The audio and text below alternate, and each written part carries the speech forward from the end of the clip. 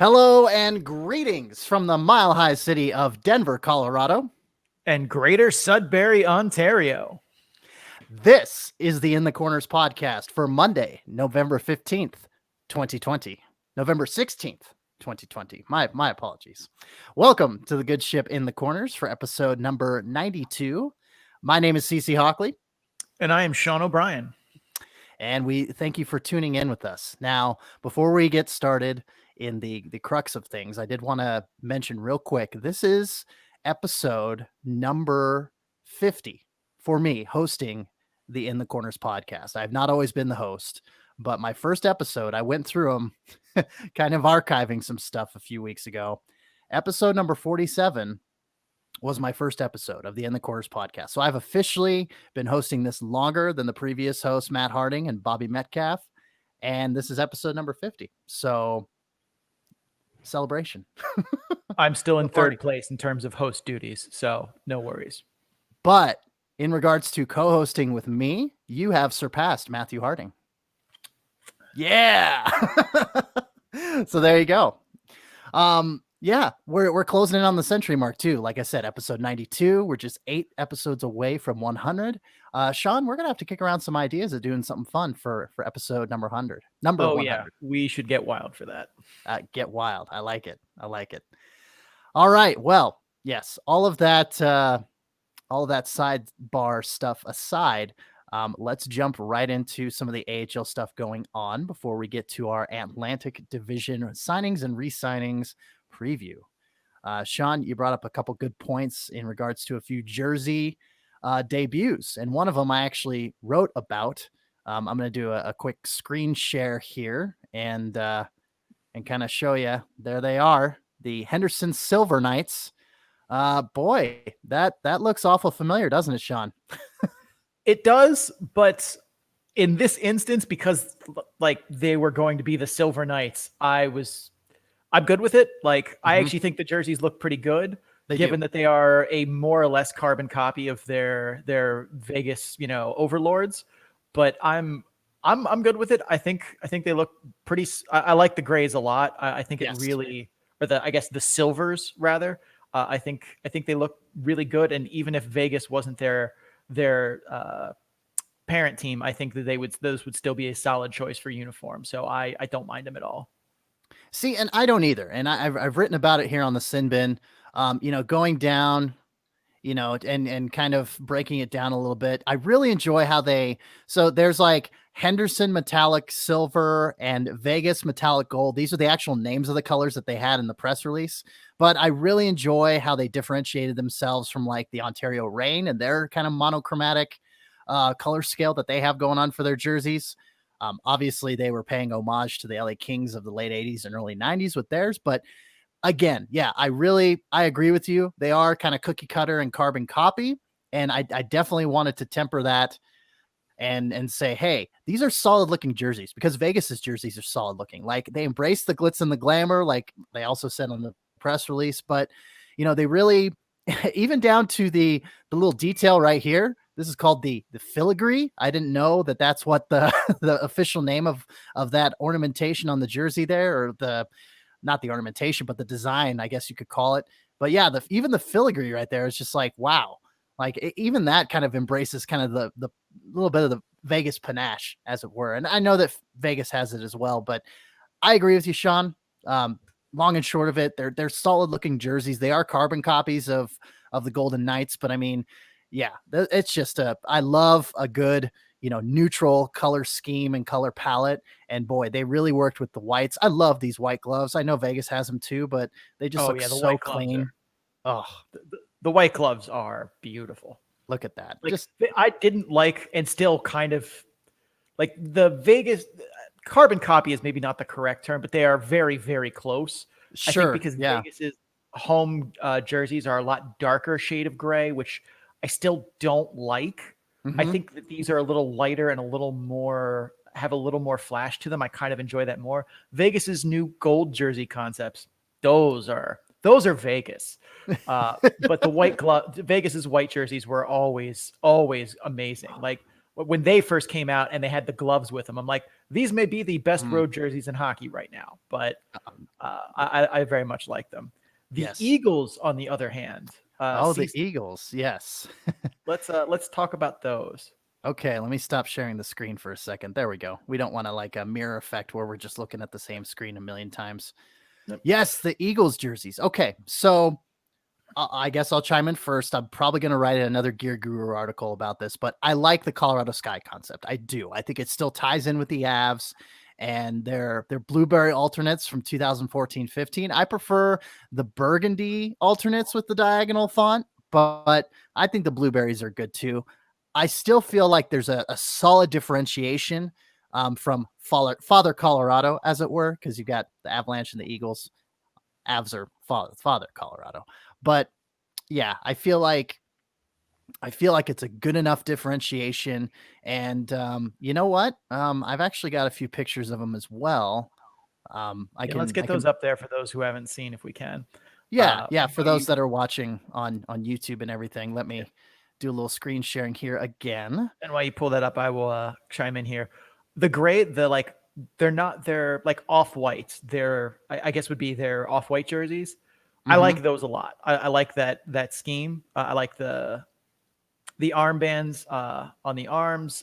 They have waist stripes, which is the requirement for a hockey jersey to not be pajamas. I like the color scheme of the blues too. I will say this: there is only one team in hockey that gets to do the diagonal down font, and that's the New York Rangers. And they get to do it because they've always it's a look that they have held for 60 years. That's why they get to do it. I don't like the styling of that for the Eagles. I think they should have just put the same logo on the blue jersey that they have on the gray. The lack of waist stripes also alarming, but I like that shade of blue too a lot. I think it does a good job, as you said, of differentiating them from Father Colorado. But I really feel like they should have just taken that blue cut, basically turned the blue jersey into the white jersey with the logo and waist stripe, and just called it a day. That would have been great. But they decided to go with something completely different, Monty Python style. Oh yes. Now it's time for something completely different.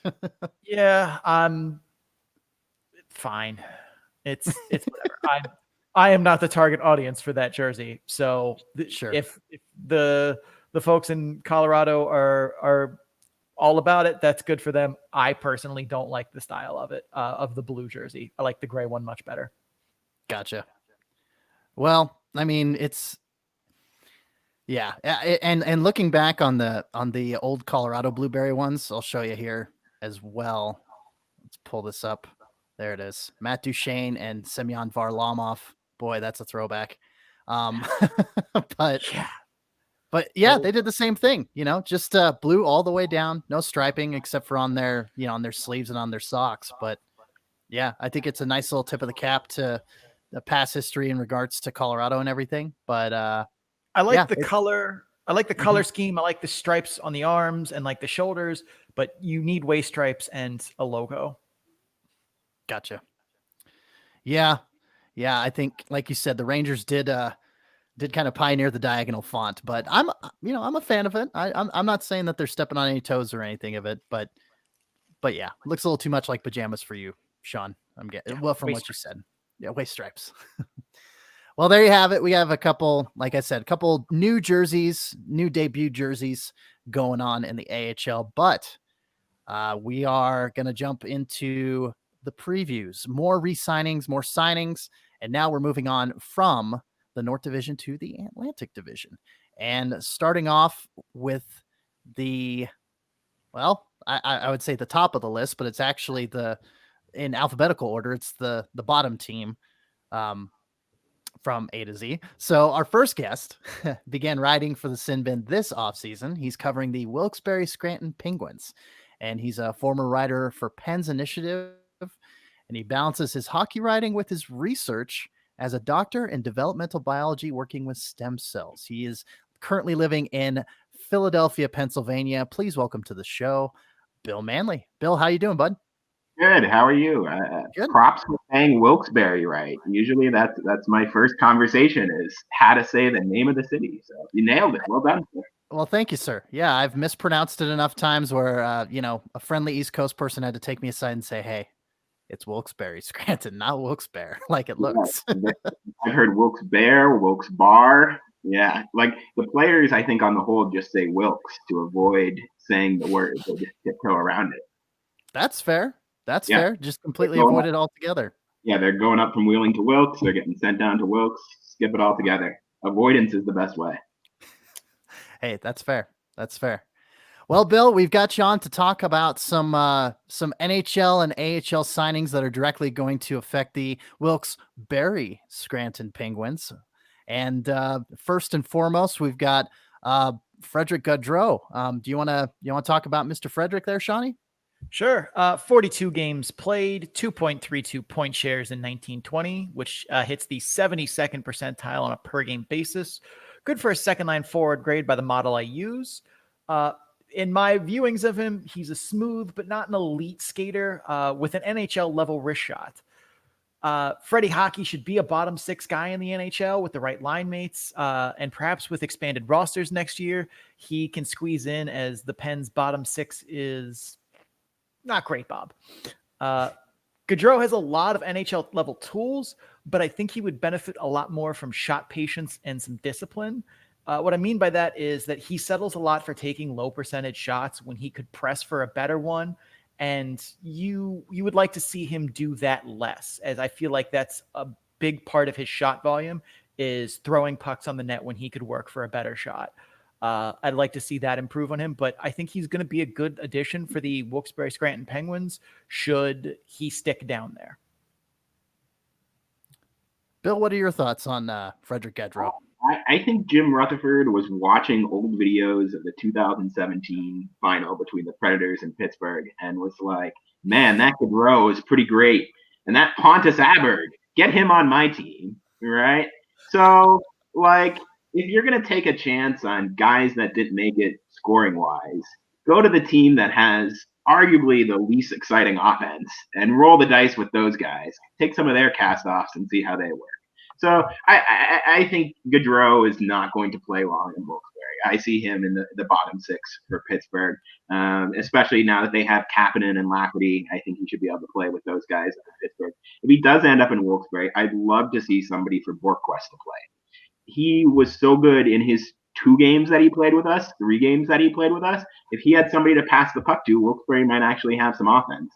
But yeah, I don't see him in the AHL for very long, assuming we have some games to play. Yep, that is, of course, yeah, the the presumptive cloud hanging over all of sports as we move forward with the COVID-19 pandemic.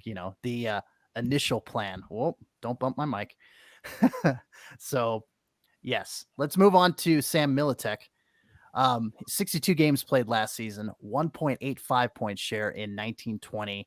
That was 46th percentile on a per game basis in Sean's nice little analytic model that he has. That's good for a third line forward grade by the model. It's only a model. He is improving, but he's still a very average skater with a good but not blow you away toolbox. He's very much strikes me as kind of a jack of all trades and a master of none type of player. I can relate to that. But from an AHL perspective, I think he gives some value going forward after he regressed from a good 18-19 season. So Sam Militech, did I say that right? Yeah, you did. Okay. Good. 2 for 2 on pronunciations. Oh, I'm not usually that good. So especially with those French Canadian names, but what do you think of Sammy? Bill. So I think Sam Militech is everything that was wrong with Wilkes-Barre's season last year. I think he's fine, right? He's a fine AHL player. And the best thing he has going for him is half the fans in Wilkes-Barre only know the players by their first names. So the fact that he was called Sam, I think half the people thought he was Sam Lafferty, who everyone loves and is from Pittsburgh. Again, he's from Pittsburgh. Did you know that? Sam Lafferty? He's from Pittsburgh. This guy's also named Sam. And we love, like, if your name is Sam or Tony, foreshadowing to our next guy, right? Or Joe or Bob, you are set, right? So Frederick Gudro is going to be Fred, right? Like these are the kind of guys that we love. But yeah, Sam Militech, he was fine. Like he wasn't overtly terrible. He's a perfectly fine forward. But Wilkes-Barre couldn't score last year, and they were a boring team to watch. And this is a problem in a market like Wilkes-Barre where I will admit we've been spoiled. So we had a 16-year playoff streak until 2 seasons ago. So we missed 2 seasons ago. Last year they would have missed if the season finished. So I'm counting that as a miss. So now they've missed 2 years in a row. They have a bunch of boring players like Sam Militech that are just fine. He's a middle line player in Wilkes-Barre. Sure. That's really all that I'm going to say. I'm not excited to buy a ticket to go see Sam Militech, but I'm not going to boo him off the ice. I would say that's an incredibly accurate summary of not going to buy a ticket to see him, but not going to be like, God, why is Sam Militech getting played? Like, he's good. He's a good jack of all trades, which I actually think hurts his NHL case, because I think he would be better off if he was trying to make the show to be focusing in more on a specific aspect and trying to build that part of his game, as opposed to trying to just be a pretty good AHL level player at everything else. He should, if he wants to make the show, do a little bit more speciality and try and find more of his specific game. Yeah, I agree. He's carving out a long AHL career of being an average, very good at kind of everything, not great at anything. 46th percentile. That's almost right down the middle. So stats don't lie. But he was a lot better last year too, which is kind of why I think that he could be due for some positive regression this year. I think that, I mean, Wilkes-Barre as a whole as a team last year was not good. And I think some of that had to do with them not rostering a very good team, which is something that's going to be a problem, you know, from the like developing prospects going forward, because the Penguin system just doesn't have a lot of, you know, ace level prospects. So they're going to need, you know, your veteran, well-worn, traveled AHL players to come in and do the dirt if Wilkes-Barre is going to be successful.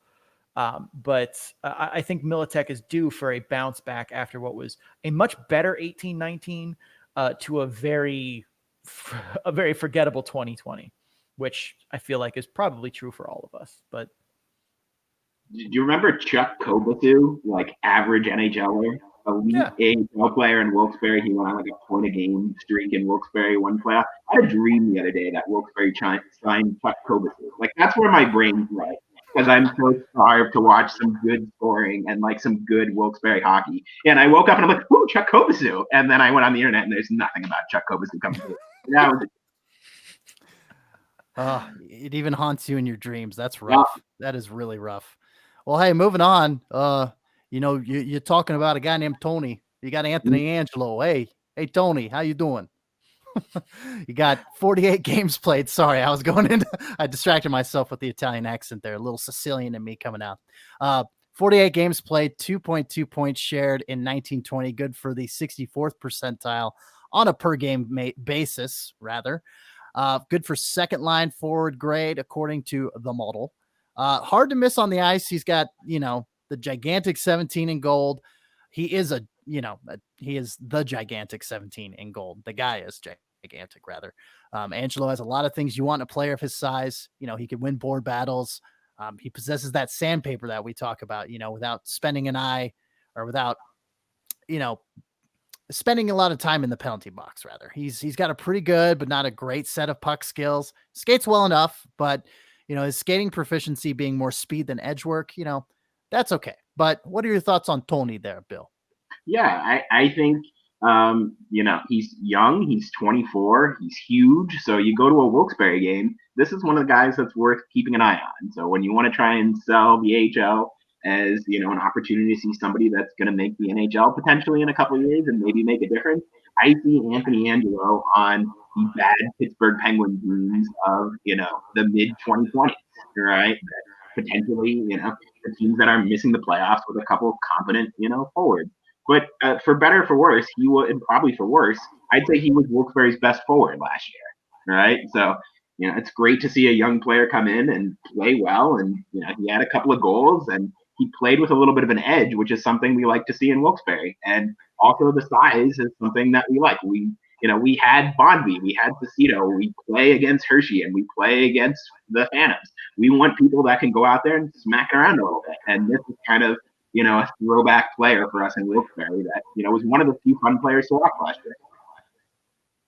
I think too, what also benefits from him a lot is that he's able to go out there and lay the body and be physical, but he's not, putting his team in bad situations when he does that by ending up in the penalty box. I mean, he goes sometimes, as we all do, but like he's not racking up, 150, 200 penalty minutes or even close to that. Like he plays a very disciplined physical game, which is a big credit to him for a guy that size. You usually don't see someone who has that like monk level of self-discipline to themselves. I also will say, like, I think he's a good young player, but his youth is expiring very quickly. 24 this upcoming season is going to be a big one for him to see if he makes it or breaks it into the NHL, because if he's 2 years away from the NHL at 26, that's not, you don't find guys that make that jump to the NHL at that age. You're looking at guys right now who are looking to step up and plant the flag this year as a top AHL player. You're going to want to see him be in the high 80th percentile in the end of the season model for next year, if he's going to have a good shot at the NHL. Yeah, we very much need a new Patrick Hornquist. So the job is open in Pittsburgh for someone to step into that kind of role, and he definitely has the size to do it. I don't know if he has the skills yet or ever, but the job is open right now. Absolutely. Let's talk about Josh Curry, though, who, in terms of bringing people who can put the puck in the net, someone that may move the needle a little bit more. 56 games played, 4.41 point shares in 1920. Good for the 88th percentile on a per game basis and a first line grade, according to the model. I didn't get to watch as much of Curry's game as I would have liked this upcoming week, but I wasn't blown away by what I saw. He has good vision in transition and finds good passing lanes when I think a lot of other players would just glassing out or dump the puck in. He'll find those cross seams to open skaters to create zone entries. But I don't think that he has I think that he has the puck skills that are fine for the AHL, but I don't think they'll take him to the show as is. The same with his skating to a lesser extent. He's not a bad skater, but he's not a great one. He's not someone that's going to jump off the page when you see him skate like some of the guys we're going to talk about later in the show. He has good offensive instincts, but his game, in my viewings of it, lacked some intensity and some urgency. Like he made the plays he was supposed to. He, when the puck was on his stick, he skated hard. But a lot of the rest of the time, I felt like he did the bare minimum to not get yelled at by his coach. And maybe that's because, like I said, I didn't get to see as much of him as I would have liked. But I would have liked to see that level of urgency from him. I also didn't see a lot of attempts to use deception on rushes. Instead, he very much telegraphed his intent to shoot or pass coming into the zone on like an odd man rush. And that's something that I think could use some improvement, some area of focus from him. Overall, I think he's better as a second line forward with good line mates, but he is definitely someone that if you put him with, say, an Anthony Angelo, I think could produce really good results for Wilkes-Barre, especially for a team that needs offense. Yeah, so I think Wilkes-Barre looks at a guy like Josh Curry and Pittsburgh even, like you need to have somebody that can score. You can't sell any tickets and have fans in the building if you're going to go out there and try and win 1-0 or 2-1 every week.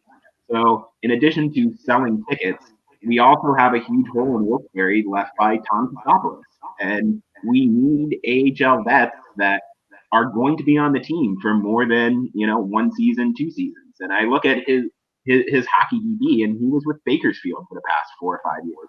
To me, Josh Curry's the kind of guy that you can turn into a local star. It's good for marketing. It's good for the team to have someone that you can print out a couple jerseys and know he's going to be on the team next year or 2 years after that. And I think that's kind of what they're looking at for someone like this. Maybe not the captain this season, but the captain 2 years from now, or 3 years from now, that's going to be around for this next group of young forwards to have some kind of leadership. And going from, last but not least, going from a Josh to a Max, we've got the single syllable first names going on here. Maxime Lagacé. We got Max here. And, former Idaho Steelheads goaltender. Got to, see him back in Boise, Idaho when I was covering the Steelheads out there. And, actually, that was before I started covering the Steelheads for the Sinbin, but I digress. Maxime Lagacé, 33 games played last year. 0.38 goals saved above average per 60 minutes, 0.24 point share per 60 minutes in 1920. That's good for the 73rd percentile on a per game basis. And that's good for a starter grade, according to the model when he was over there with the Providence Bruins, who we'll be getting to here next. But seems like he's creeped into the outskirts of that reliably top 10 AHL goaltender discussion in some circles, although I don't know if I believe that per se. I don't think that I trust him as a workhorse. He doesn't have like an elite toolbox. I know he got a cup of coffee with Vegas during that inaugural season a few years ago, but he's probably not even near the elite level in my viewings anyway. He has been very consistent and reliable the past few seasons, but he has also played on some very good AHL teams, which I think is a big factor in his goaltending voodoo. If you talk with Sean long enough, you'll know he thinks goaltending is voodoo. So I have to there you go. I have to give that disclaimer when we're talking about net minding, but back to those very good teams, especially when those teams have a scheme that matches a goaltender's strength. There you have it. He's going to perform well, but I'm not saying that that's going to be the case here. I could see him struggle a little bit, as I don't expect Wilkes-Barre to ice an incredibly effective defense in front of him. As we talked about, team can be kind of lacking in certain areas, but in a division with some deep offenses like, Providence and Hershey, he could definitely struggle. Bill, have you had a chance to really, you probably saw him when Providence would play Wilkes-Barre. Yeah, right. And Providence, play Wilkes-Barre, you mean beat Wilkes-Barre, right? So usually they look pretty good, but like my concern here is that we don't have the luxury of having two, elite goaltenders in Pittsburgh anymore. We had, Fleury and Murray for so many years, and then Murray and Jari, and now Murray's out there. So we've lost our Casey DeSmith, right? And assuming he finds his passport and all that, he'll be in good shape. But the other goaltenders that we have, Dorio and Larney, really bad, right? And I feel bad about saying that because I love Larney. He's got the best Twitter in the American League. But, Lagacé's going to have to play and figure it out because we don't have many other options. Now, I will say I think a lot of this good goaltending is because we've had really good goaltending coaches. So right from Mike Bales to Mike Buckley, I think I hope they spread their magic pixie dust on Max Lagacé here and things are good, because if not, we're in for a world of hurt. That's what I see this as, a potential world of hurt. I definitely think Lagacé has benefited a lot, as CC pointed out, from being a solid goaltender and getting the job done, but being on teams that were incredibly good in front of him. I don't know if that's going to be Wilkes-Barre this year. There's still a lot of question marks of you're shaking your head no, and I can see from where we stand now, I don't think so either, but there are still so many free agents to sign. Sure. I think a lot of AHL teams are hesitant because their whole season is up in the air. Why am I signing guys to not know if we're going to actually put them on the ice or if we're going to send them to the AHL East, aka Europe? Yeah, I see a situation where Cody Ceci sent down from Pittsburgh, and we're losing 6-0 to Hershey every night, 4 nights in a row. Yeah, that's just how the season's going to go, I think. If Cody Ceci gets sent down, the Penguins might make the playoffs. Oh, well, yeah, true, but not Wilkes-Barre. Oh, Cody Ceci's still a capable AHL defenseman. I don't think they're going to be in for a rough time. I'm not convinced. I'm not convinced to put money on this after the podcast. I will not be going to place my bets in Wilkes-Barre's favor. That's fair. But hey, you're a correspondent for the Sinbin now, so maybe it's best not to put money on it anyway. So maybe that's saving you some heartache in your pocketbook in the long run. Well, hey, Bill, thanks for coming on the program, man. Thank you for putting out any good work. You got any ideas in the hopper going on for some articles idea in the future? Yeah, I think it'll be interesting to see. Like, I'm very interested in Borquest, especially that he's playing in Finland right now. So whether or not he'll be, allowed back, or if he gets back, or I think I'm most interested. Like, we don't usually get a lot of European players in Wilkes-Barre, and the fact that we have, more than zero is very interesting to me, and how that's all going to take out. Yeah, I think he's perhaps my most interesting player to watch, and also Pontus Aberg, because I see him sticking in Wilkes-Barre, and we've done very well with players with NHL experience that we can turn into capable minor league players in the system. So cautiously optimistic there. Of course, that seems to be the name of the game. With the baby Pens these days, not just this season, but the past couple seasons, it sounds like. I'm also looking forward to Pittsburgh, potentially not being good, and Wilkes-Barre being very good, in the next, long term, 5-10 years. So it would be nice to have some good teams again. Yeah. I mean, and Sean would know a thing or two about that. He follows the Pens pretty closely in that regard. So we'll see if Wilkes-Barre Scranton gets some prospects here in the next few years. I don't know if I would count on Jim Rutherford to not trade all those draft picks, though. Sure. Yeah. Well, hey, once again, Bill Manley, the Wilkes-Barre Scranton Penguins correspondent for thesinbin.net. Bill, thank you for taking time out and joining the program today. Thank you, guys. Appreciate it. All right. Take care, bud. We'll see you. All righty. Well, thanks for Bill for coming on. And moving right along, we mentioned Providence earlier and how Maxime Lagacé started with Providence. Our next guest is also not brand new, but a fairly new Sinbin correspondent here. He is, like I said, covering the Providence Bruins, and he kind of had to juggle some things before he decided to make the jump and come on the Sinbin. He is going to Ithaca College up in New York, and so we were kind of trying to figure that out. But without further ado, let me introduce Mr. Jack Murray. Jack, thanks for joining the program today, bud. Hey guys, thanks for having me today. Hey, thanks, man. Hey, so any update? Are you going to be staying in kind of the Providence area in regards? I can't remember the conversation we quite had. Yeah. It's still up in the air, honestly.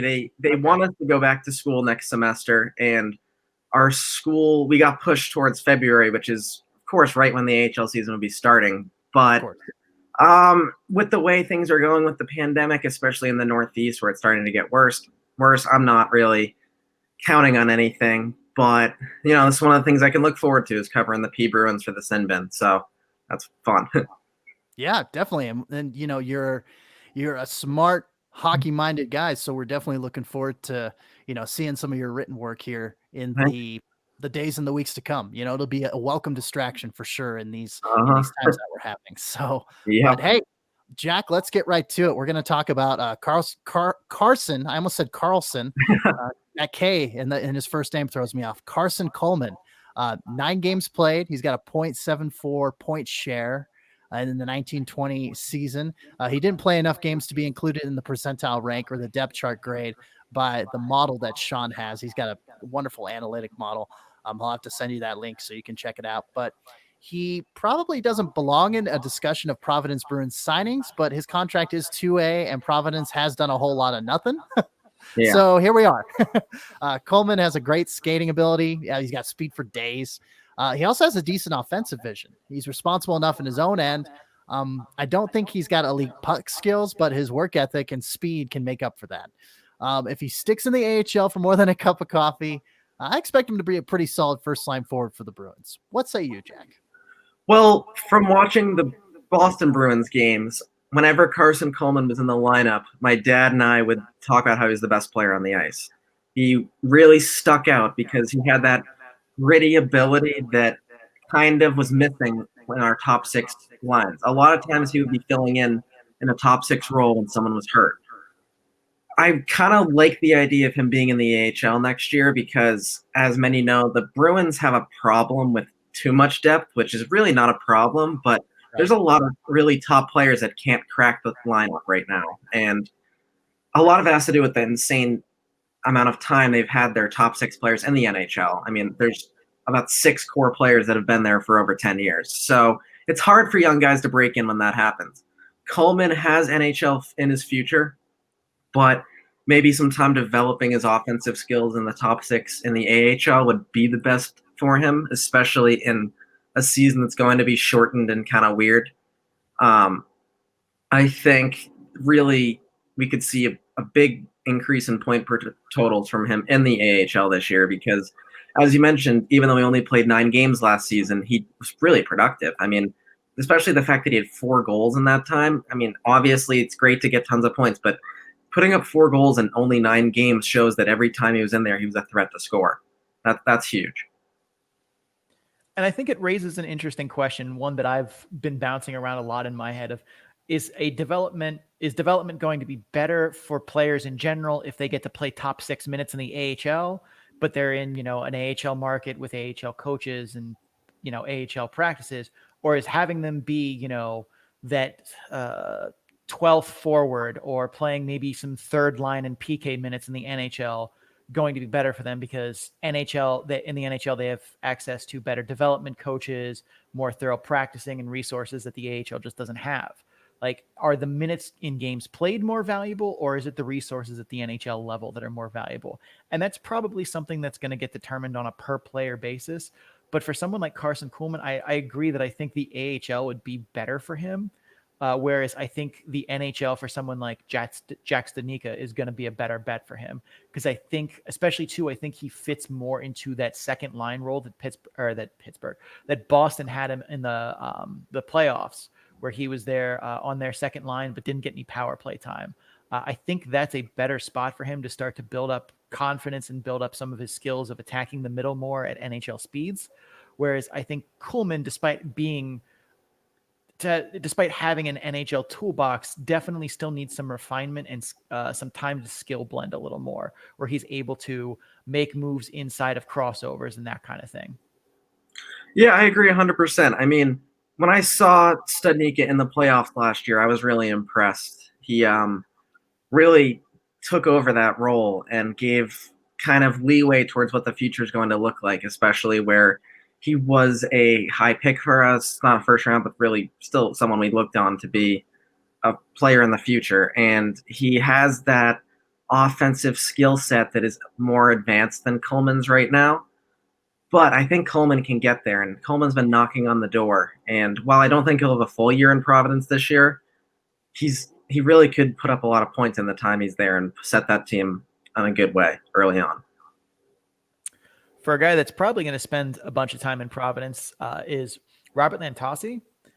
50 games played, 1.85 point shares in 1920. Good for the 74th percentile on a per game basis and a second line grade according to the model. In my viewings of him, he's a hard worker and a pretty good skater, having better edges and burst than top end speed. I think he has more skill than what his results show, though. And he didn't seem to get a lot of ice time in the games that I watched to really showcase what I think is a much bigger toolbox than you see on the score sheet. And with guys like Studnicka likely sticking in Boston for the full season, I think there's a chance he gets more ice time and can be a reliable second liner or push for first line minutes from the P Bruins. Yeah, I agree. The one thing I've noticed with several players in the Bruins organization is they've been liking what they've gotten from players who have played in the Allsvenskan in Sweden and overall in the Swedish professional leagues. And I noticed that Lantausi played there for a certain amount of time. Then he went to the Slovakian leagues, which, again, a lot of Bruins have really come up in Slovakia. I think they tend to like this area for development of players, especially forwards. I don't know too much about Lantausi, but I liked what I saw from his production last year because coming over, playing his first year in North America, and still to be pretty productive, that shows room for improvement. And especially, as you mentioned, where Studnicka is probably going to make the big Bruins this year, Lantausi is going to see more of a necessity for his role on the team, and that'll be exciting to see. I think he'll have a solid year. I definitely think so too. I also think a lot of things that kind of aren't really thought about when you think about a player who's a European birth, who's played in Europe his whole life, comes to America, and not just is he able to translate his game into a bigger and more physical game here in North America, but also to just, knowing the language, being able to understand the culture and not feel, like you're a strange person in a strange place for an entire year. Like, I think that he's had a year under his belt to kind of not just, translate his game, but also to just get used to what it's like living over here. I definitely think will help him step forward as well. Definitely agree there. So transferring over from a European hockey player to a very Canadian hockey player, in so much that his name is just oozes hockey machismo. Greg Mckay. Yeah. Greg Mckay. Former Charlotte Checker. The guy next is, I noticed that the two of them are former Charlotte Checkers players, but Greg Mckay, he didn't play in the AHL last season, so there's no 1920 analytics to speak of. He was with the New York Rangers, so he wasn't in the AHL at all. But I don't think it's very likely that he comes to Providence for more than a cup of coffee. Once again, kind of the same scenario as Coleman, but just in case, he's got that NHL talent. Obviously, he's a good skater. He's got dynamic puck skills with a good shot. Although I think Mckay disagrees that he is a good shot, because he really doesn't utilize it. He wildly underutilizes it. Rather, he's a career 15.4% shooter in the AHL and a career 12.9% shooter in the NHL. And yet he single digits in goals because he doesn't produce the shot volume to capitalize on it, which is kind of a bit of a head scratcher. It's like, if you've got a shot, you should be a little more confident if your percentages are that high. Yeah, I mean, when I look at Greg Mckay, I think of a defenseman who has some NHL experience as well as AHL experience, because realistically, in a perfect world, the Boston Bruins would love to have Urho Vakinainen, Jakub Zboril, and Jeremy Lauzon on the top 7, I guess, and would love to develop those guys. Is that going to happen for all of them? I'd say Lauzon and Vakinainen are really who they want up, and I think Zboril, they would love to bring him up, but I don't know if he's ready yet. I think Greg Mckay is probably going to crack that team early, and it'll depend on the development of those guys. And you're right, he doesn't utilize the shot that much, but it does look like it's pretty effective.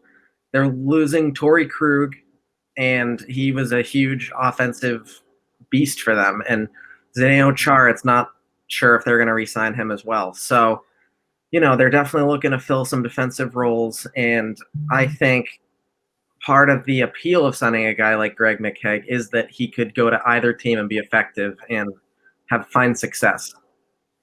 Well, and I think that him as a centerman, I think that he can definitely bring, he needs to bring more of a scoring, aptitude. Even if it is, him playing, let me check the stats here, 53 games for the Rangers last year, 5 goals, 4 assists for 9 points. I mean, even if he is like a third or a fourth line guy, like you said, I mean, Boston and Colorado kind of have the same problem in the sense that they have so much depth. And I think that, adding a guy like a Greg Mckay, say that 10 times fast, adding a guy like Mckay, he could really benefit if he just, helps, obviously it's a little more gritty the further down you go in that third and fourth line, but to add that scoring touch and to be a threat when you're playing against, your opponent's third and fourth lines, I think that's a huge asset and a huge benefit that, the Boston and the Providence coaching staff could be like, hey, utilize your shot. Look at your figures here, and to kind of instill a little more confidence into them. Yeah, so take away what I said about defensemen, because that was completely wrong, and put it towards Trent. No worries, man. No worries. Put it towards Trent Frederick and Carson Coleman and Jack Studnicka. The same thing applies. They would love those guys to make the team, but Greg Mckay really could make a fit there. Those statistics are similar to something Noah Lachari might have put up a couple of years ago, and he was very successful in Boston, and now he's doing great in Florida. Greg Mckay is a 28-year-old center, not defenseman, and he really could break out in Boston. These types of third line, fourth line players that seem to have some scoring touch that maybe aren't being totally utilized have found success, and a lot of times that is fostered at the Providence level. And they would. The same thing applies where they would love to have him on either team because he'll be able to find success there. I think the one thing too is the Greg Mckay signing to me speaks to something I kind of wanted to correct from last show, which is I said that I didn't understand why the Marley signed Aaron Dell and Michael Hutchinson when they have Freddie Anderson and Jack Campbell already. And then I heard a good point made about expanded rosters and potentially playing 4 games a week means having 2 goalies on the roster might not be enough. It means guys like Greg Mckay might find their way on the Boston Bruins just from expanded rosters, and they're not going to be able to subject their 3rd and 4th line players playing grinding minutes 4 times a week.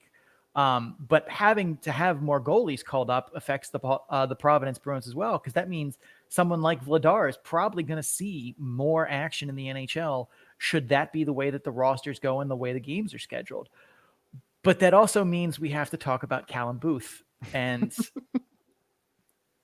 Callum Booth is not a goaltender that I want the Providence Bruins to be relying on if I'm a fan of that team, because he's an ECHL goalie in my viewings of him. He has the athleticism of an AHL goalie, in my opinion, but he lacks the puck tracking in traffic and the ability to read the play and see where it's going to be successful at the AHL level. Granted, he's 23 and still has a lot of time to improve, but as it stands from seeing him last season and the season prior to that, I would be very nervous letting him see significant time in the AHL. And Jack, I know you. Oh, Jack, sorry to. No, you can go. You can lead into it because he's chomping at the bit. He wants to talk about. He wants to talk about Jeremy Swayman as well. So yeah, Callum Booth, Jeremy Swayman. Jack, you have the floor, my man. Take it away. Awesome. So yes, I think Vladar could very well see a lot of time in Boston, especially with the uncertainty around Tuukka Rask. Now it looks like he will be returning and he will be a full participant this year, but a lot of people in Boston are worried about how long that will last. And Vladar's appealing. He's a big body, and I definitely think that, and with the success he had in his role with Providence last year, even if he's not ready yet, he might see some time. Another reason why they might be pushing Vladar up, I think, is because of the 6'3", 21-year-old goalie, Jeremy Swayman, who found a lot of success at the University of Maine. I'm a big Hockey East college hockey fan, and I've seen Swayman play live in a tournament game against Northeastern University back in the 2018-19 season. And, the Hockey East is a really, really competitive league, and UMaine isn't typically a big contender in it, at least in recent years. I mean, they make the playoffs, but a lot of the reason they've been really competing hard is because of Swayman, because in my opinion, he was probably the best goalie in Hockey East. I think that translates really well, and maybe having someone like Callum Booth, who isn't going to really push too hard for that starting role, is meant to give Swayman a role here. In his seasons with the University of Maine, he consistently kept under a 3 goals against average with a really good 2.07 goals against average last year. Last year, he also had a .939 save percentage and an 18-5-11 record. Now, what's really stands out about that record is he had 11 ties. The reason he had that many ties is because UMaine don't bring him a lot of goals. The Providence Bruins were a strong team last year who could put the puck in the net. I think having a team in front of him that can support him, and obviously he'll have some growing pains in the AHL, but he seriously could be a dark horse candidate for an award at that level if he wins that job and if Vladar stays up, because I think he's someone the Bruins really look towards as a future goaltender for them. Does Hockey East still do ties? Yes, so they, from what I remember, unless it's changed very recently, they send the teams to a 1 overtime period, and then if there's no goal scored at the end of that, they do a tie. Oh. Yeah. It's unfortunate. I've been at several games where it's happened, and it's just such a downer. Come on, Hockey East. It's 2020. Get with the times. Exactly. It's so funny. I'll interject here real quick in regards to the whole shootout and ties thing. So I'm doing research on the Utah Grizzlies and their 25-year anniversaries this year.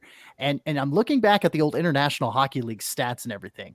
back in like 94, 95, 95, 96. And, hockeydb.com differentiates between overtime losses and shootout losses and ties and things like that. The IHL actually introduced the shootout a good 10, 15, probably longer.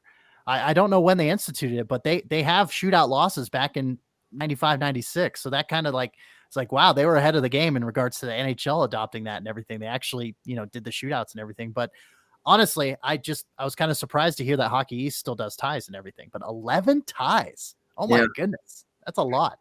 Yeah, another interesting fact about Swayman that I think is important to bring up is if you look back to the 2017-18 World Junior Championship U.S. team, they won the bronze medal. That was the year Casey Middlestat dominated play. And then, they looked like a really dark horse contender for that gold medal, and they kind of didn't get the job done, and they ended up with a bronze medal. That year, their goaltending core was led by Jake Ottinger and Joe Wall, both very highly touted NHL prospects. Both struggled. Jeremy Swayman was continually called to become the person who would lead them in the playoffs. He got one opportunity, and he played one game. He didn't let up a goal. The other two guys both really didn't show what they could do, and there was big talk about how Swayman should have gotten more of an opportunity. So he's put in the same category as those first-round talent goaltenders. So I think the Bruins have a dark horse here. All right. Well, I mean, that's the end of our list, and we pretty much covered all the bases, defense, offense, goaltending. Jack, same thing I asked Bill before he headed off in his initial segment. Do you have any good ideas that you're coming up with in regards to future articles that you got coming up on the sinbin.net? Yeah, so I'm still working on my Colby Cave Award story. I've been struggling to get in contact. I tried reaching out, and I don't think the emails have been working. They have a new person involved, but that will, once I find out the information I need, I will be on that. I'm also looking towards, so I'm not sure if you guys are familiar with the story of Travis Roy. He is a former college hockey player for Boston University and a local New England kid who sadly was paralyzed in his first shift of his first college game back in 1995. Yep. And he's been involved with the Boston Bruins organization for a while, and the Providence Bruins have been very big with him too. And they just did a tribute to him as he just passed away. Mm-hmm. So I was hoping, again, on another sad incident, but also something that's tributary. I wanted to see how what their plans are with him, and since he's been a part of their organization, what they would like to dedicate to him or what they're thinking of for the next season. Both great ideas. As your AHL editor, I will intercede on your behalf and try and get in contact, because it's kind of that way across minor league hockey right now. You've got people being laid off and furloughed or just straight up let go. It's just a matter of getting in contact with Providence, and I'll, like I said, I'll intercede on your behalf so you can get cracking on that. So once again, Jack Murray, Providence Bruins Sin Bin correspondent. Jack, thanks for taking time out of your day, and thank you for coming on in the course. Thanks for having me, guys. Hey, thanks, man. Have a good one. You too. All right.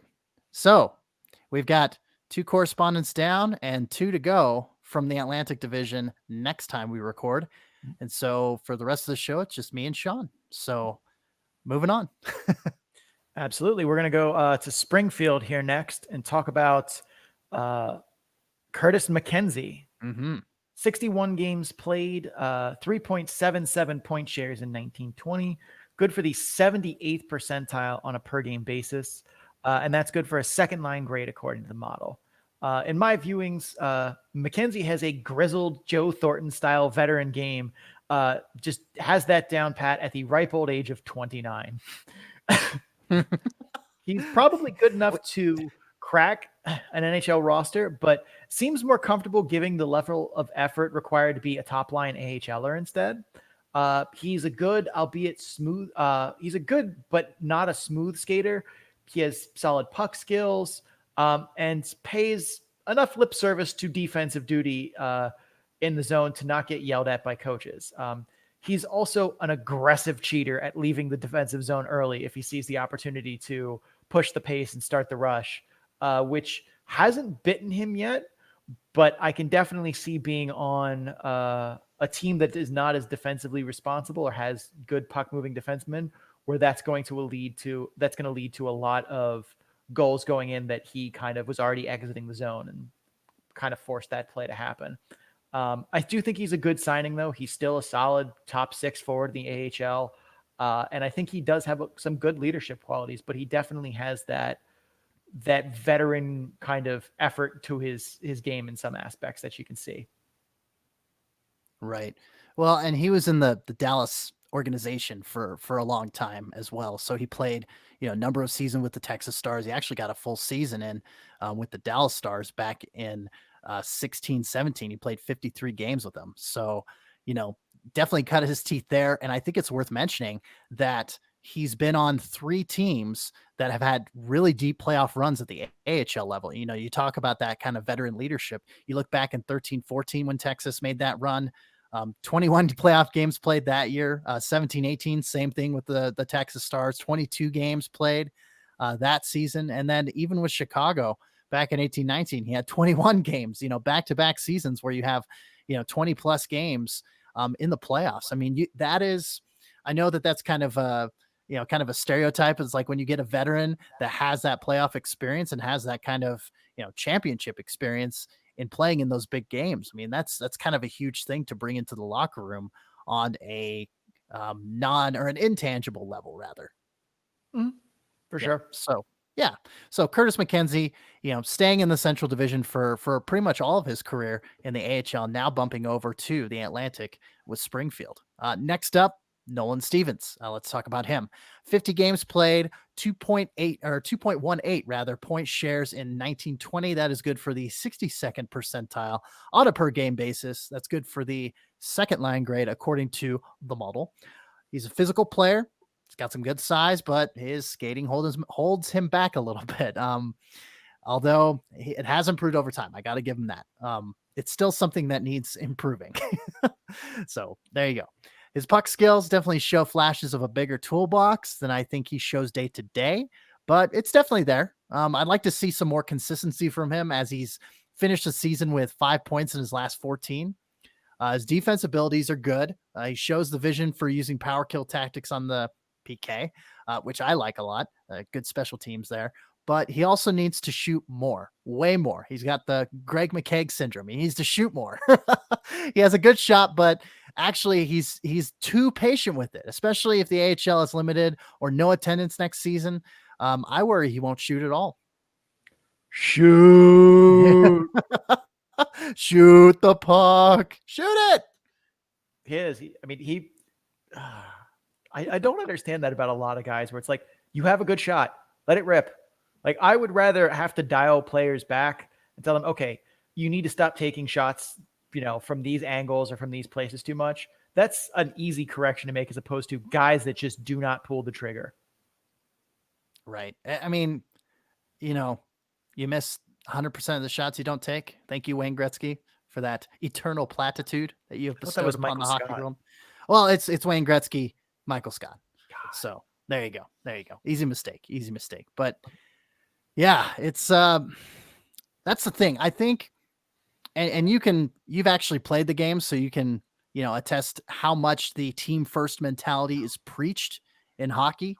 And I think maybe some guys get to the point where it's like they don't have either the confidence or the mentality to pull the trigger and to really like, okay, you've got the shot. Don't look for the pass.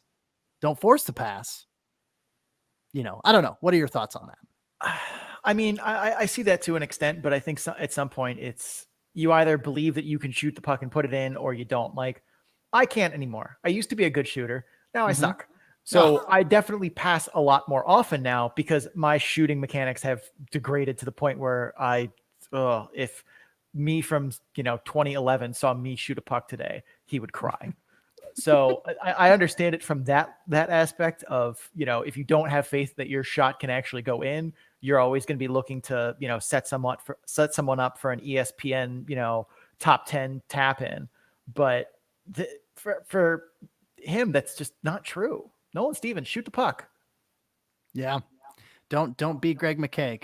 Don't suffer from Mckay syndrome. But we go from shooting the puck to goaltending, saving the puck. So let's talk about former Calgary Flames prospect John Gillis, or Gillis. There we go. Yeah, because there's an I in there. I missed that. 30 games played, dead even for goals saved above average per 60 minutes, 0.21 point shares per 60 minutes in 1920. That's good for the 56th percentile on a per game basis. Good for a rotational starter grade, according to the model.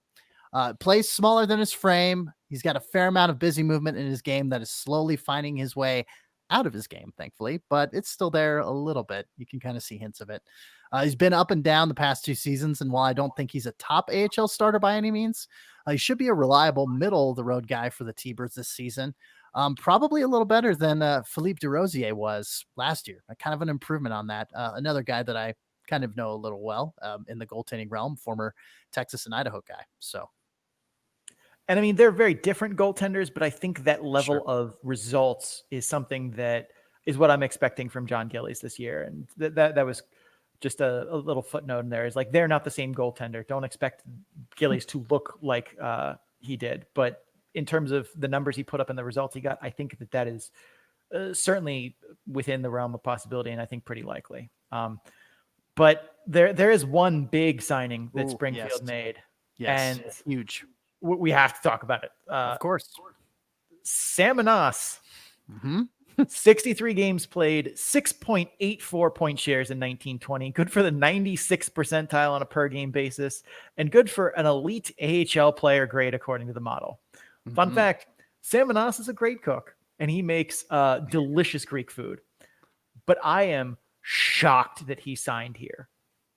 If like Anas very clearly wanted out of Minnesota to try and have a shot at cracking an NHL roster, someone who was going to give him a shot, because for reasons we will get to, Minnesota was not going to do that. Right. But if you're looking for a team that, you know, has problems in its bottom 6, and it's just like, I just have to beat, you know, these 2 guys out for some NHL playing time, St. Louis is not that spot. I mean, Edmonton, Detroit, New Jersey, Anaheim, the New York Rangers, great choices to try and crack an NHL roster who have weak bottom 6s that you could sneak into.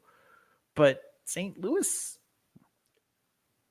okay, good luck. I mean, coming off a Stanley Cup a couple seasons ago, it's like they're a little more fortified than the other teams that you mentioned. Their bottom, like if he's a defenseman trying to crack that roster, I'm like, well, maybe, but like the forward depth is good enough. Ivan Barbashev is very good. Jordan Kyrou, like those are guys that are going to stick in the 4th line there. But as far as playing style goes, Anas is an elite playmaker on the power play, as having that extra space enables him to wheel and deal much more easily. He has speed and he's a very good skater and has very good puck skills, but his 5-on-5 game shows the holes that being 5'7" and 157 pounds have. And while he has a very good toolbox, very good puck skills, and is a very good skater, lacking that dynamic top line NHL toolbox or McDavian level of speed is going to limit you as a player that small. Smaller forwards can absolutely play in today's game. In the NHL, today's NHL is further moving towards speed and skill. But those are like the players that you come into mind when you think of smaller NHL players: Martin St. Louis, Cam Atkinson, Jake Getzel, Alex DeBrincat. Like they're guys that are about his height, but still have about 20 pounds on Sam Anas, and they have an NHL toolbox that he's not quite there yet. They have the ability to, as I talked about skill blending earlier, to be making dekes inside of crossovers, to be using their eyes to pull forward or to pull defensemen away to open up passing lanes at 5-on-5. Cam Atkinson can still dip his shoulder and drive to the net because he still has 180 pounds of person. That's a lot of weight that Sam Anas is still giving up to a 200-pound defenseman in the NHL. That's just not going to work for him. Now, that's not to say that his skill set doesn't ever get there to where he can be that guy. And I'm absolutely rooting for him. I'm a 5'10", 175-pound hockey player. I root for the small guys too. And he's a lot of fun to watch in the AHL. But for people who keep wondering how he gets overlooked for call-ups, I think that's it. I think that he does not have the peak of puck skills or skating skills that you need to make a frame that size work at the NHL level. He's not far away from it, but those last few rungs of that ladder are the hardest to grab. Yeah, and it's interesting, his numbers. We talked a little bit about this from a statistical standpoint. His his vitals and his height and his weight and everything obviously play a factor into it. But we talked about this yesterday. Statistically, was it 60% of his points last year were on the power play? Yeah, that's an insane ratio. Right. Yeah, and that's just, I mean, Iowa's power play last year was ridiculous. Like it was the best in the league. I mean, it was just, that's something I noticed week in and week out is that Iowa was just, their special teams was just boom, on point. And so you remove Samanas from a situation where he's working with a Jerry Mayhew, who is also, one of the best players in the AHL as well. I mean, and how does he function in Springfield? We'll see. But I mean, like you said, if the main goal is making an NHL roster, not every player can be a Martin St. Louis or a Theo Fleury for that matter. You can't. And again, a little more weight on those bones too, not 157, but maybe like a 170 or 180. You have a little bit more of a chance. But yeah, it's just kind of a scratch your head and be like, all right, well, we'll see how he does in Springfield next year with the core that he has. But moving on. And I will say one last thing here before we move on here. Sure. Anas was the straw that stirred that power play. Like Brandon Manel, very good. Jerry Mayhew, very good. Anas is what made it go. And he's going to probably boost Springfield's power play a significant amount because he can just find passing lanes that other players of that level cannot. Yeah. And I believe Springfield last season, I believe their power play was pretty abysmal. I can't remember off the top of my head, but I think it was towards the bottom of the league from what I remember. And I mean, we also have to think about Springfield is now basically San Antonio from last season. So it's, I don't know their power play numbers off the top of my head, but like, no matter what, Sam Anas is going to boost that power play to be a top 5 in the league, very likely. Right. And San Antonio, the St. Louis affiliate has now transferred from San Antonio to Springfield. So yes, that's a good point as well. All right. Mitch Renke, 46 games played, 1.63 point share in 1920. That's good for the 40th percentile on a per game basis. Good for a third pairing grade, according to the model. Coming off of a very weird year in San Antonio, Renke still has an overall game I like. Still a bit timid to press to the fullest extent on what is a very good toolbox. He's mobile and skates well, makes smart plays. He executes in transition. He's a smaller guy, but he has been so his entire life, and he skates well enough and sees the game well enough to find a way. Even the small guys find a way, Sam Anas and now Mitch, I say he had a weird year in San Antonio. I didn't get to watch much of them as a team. I got to see him in person once. So there's that, but I watched some to see individuals and so on, but they look like they should have been a better team as they had talent, with a guy like Derek Pouliot. But then I see the standings and I am confusion. Renke though, is a do-it-all kind of guy. Hopefully can find success. The same success in 2018-19 that he got once, but in this once this mulligan year is over, we'll see if that success will translate out. Yeah, it really was a weird year in San Antonio. Like they had good players. Why were they so bad? Who so? Goaltending? I don't know. he was not deserving of being Jordan Binnington's backup, which is apparently the path he's on, which is nuts. But we talked about that. But yeah, he wasn't the reason they were. It's not like he gave them an 885 save percentage goaltending throughout the season. Like he was fine. He was I think a 905 off the top of my head. But I'll take a look. Yeah, that team should have been better. It seems like every time I watch, individuals or you watch, that guy's good. Why were they so bad? Andreas Borgman, who we talked about in Syracuse, was there last year. He was good. He's a good, smooth skater, good puck mover, but it's baffling to me that a team that had that much talent was that bad. I mean, sometimes it just doesn't come together. It could be a chemistry thing. It could be a coaching thing. Again, you've played the game, you know how that can go. But 0.909 I mean, yeah, 0.91, 2.56 goals against average. I know that's your favorite statistics with goaltenders, but yeah, 16, 17, and 8. You know, it's like, yeah, It's weird. But let's talk about Poganski here. Austin Poganski just recently signed. 56 games played last year, 1.9 point shares in 1920, 52nd percentile on a per game basis, good for a third line grade according to the model.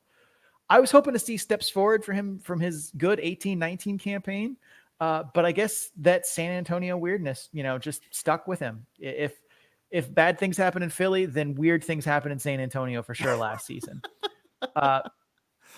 Because he just kind of, Austin Poganski just kind of held steady. I mean, he's good at using his size to win battles and create space, but he lacks that kind of dynamic and creative offensive touch that separates him from a good middle six NHL power forward. His skating is fine for the AHL, but probably keeps him from seeing the Arch in St. Louis as much as he'd like. Should this affiliation swap break, the San Antonio weirdness, I could see him being a top 6 AHLer who catches some NHL games here and there. Expanded roster possibilities, I could see Poganski sneak in if he has a good camp.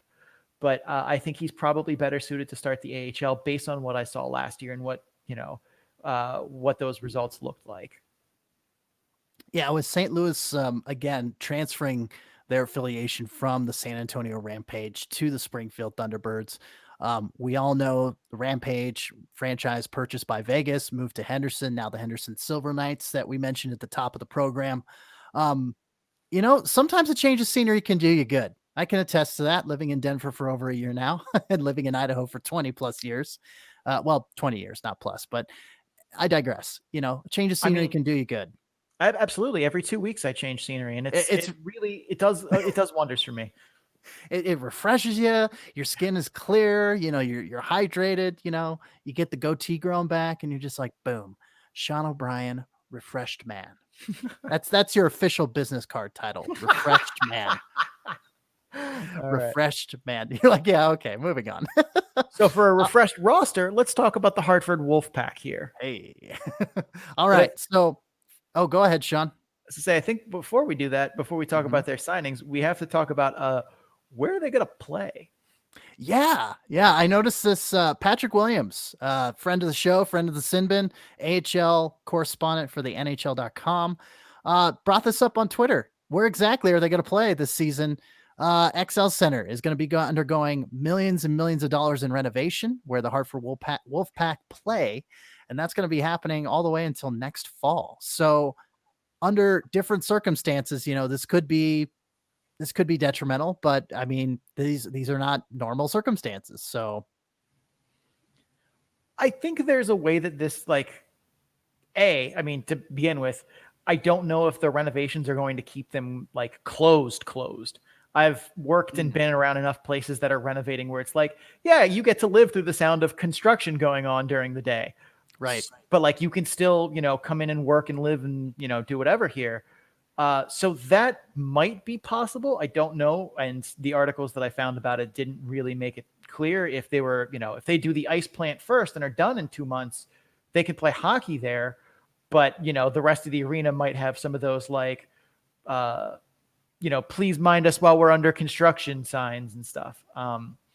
But there are also a couple of being in, Hartford, Connecticut, hockey rinks aren't exactly, few and far between.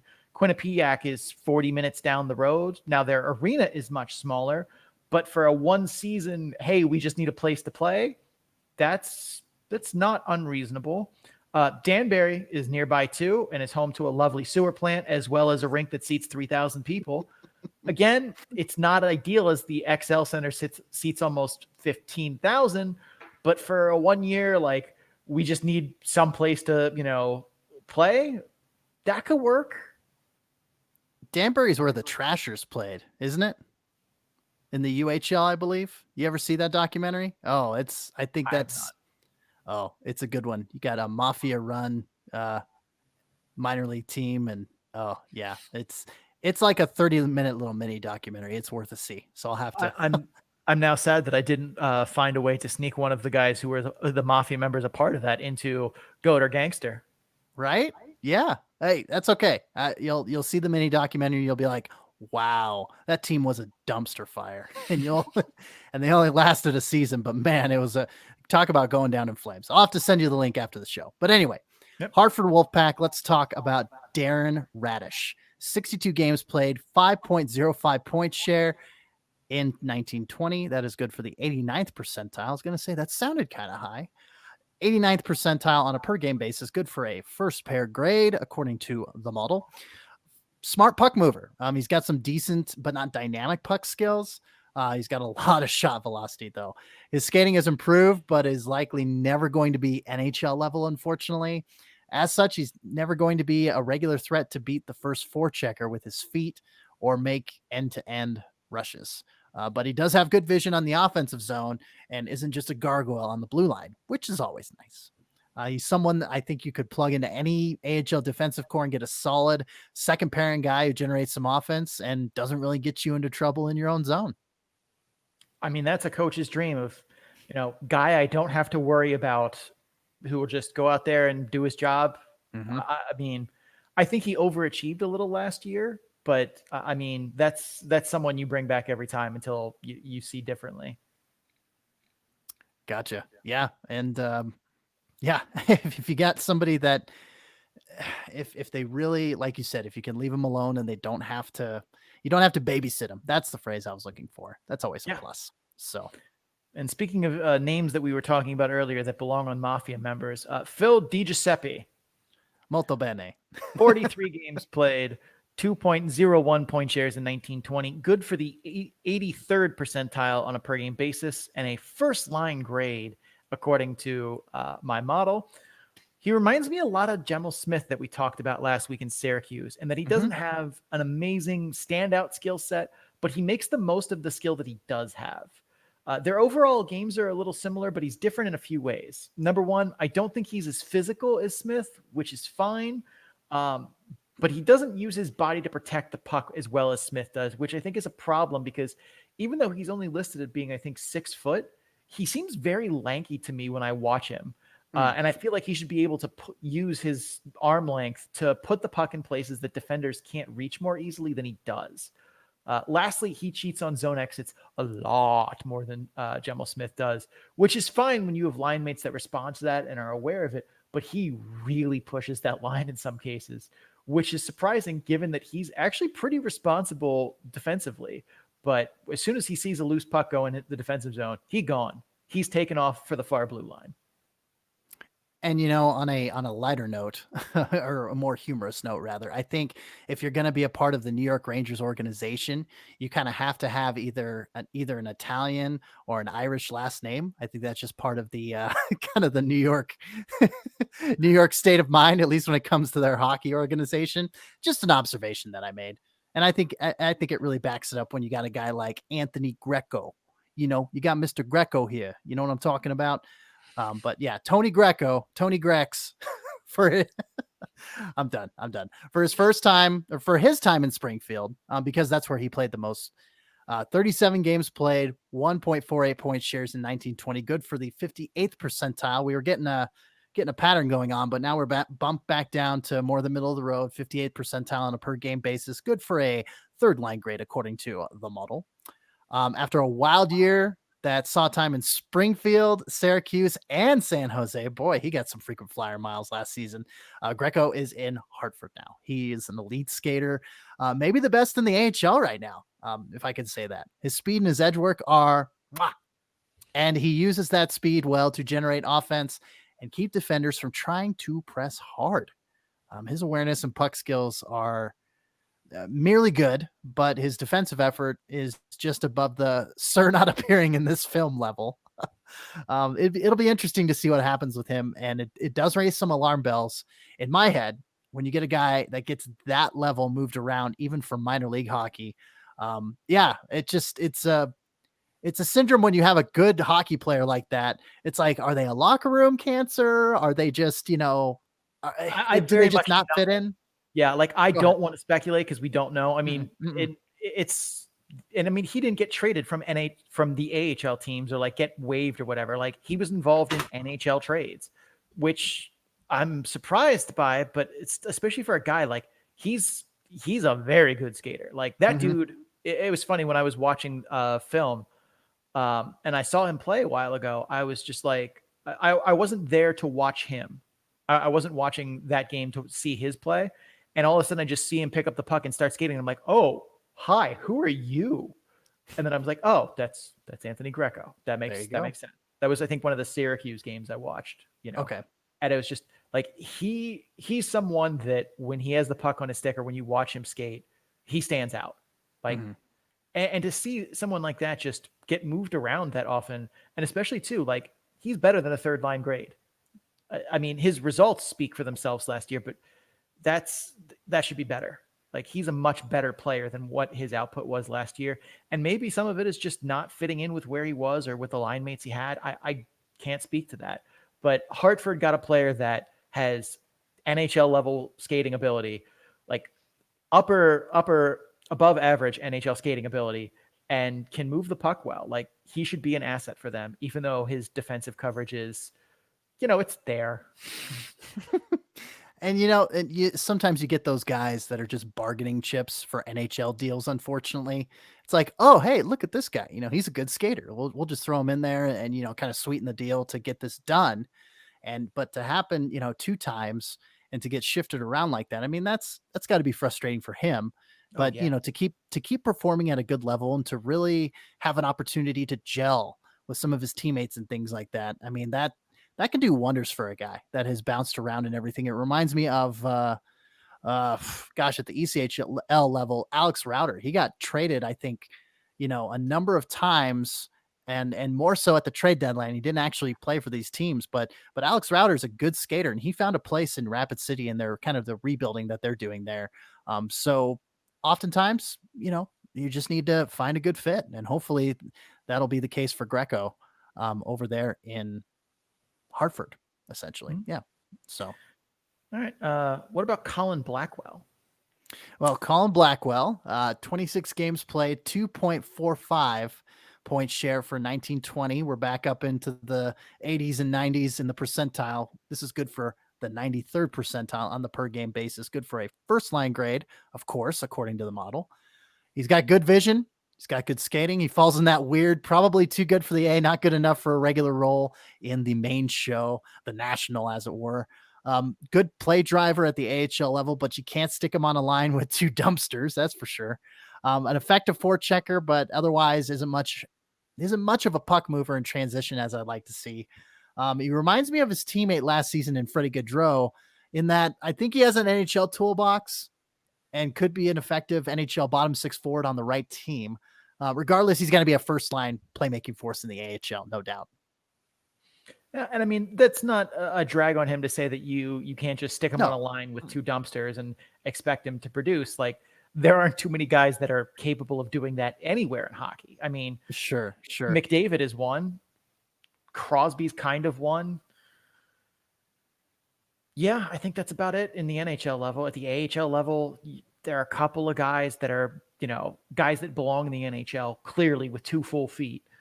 But he needs someone to kind of have more of a complementary skill set to him, I think. He's a good playmaker, but he needs someone that can just sit there and be his Patrick Laine of just, I stand in the open ice, you find me, I put puck in net.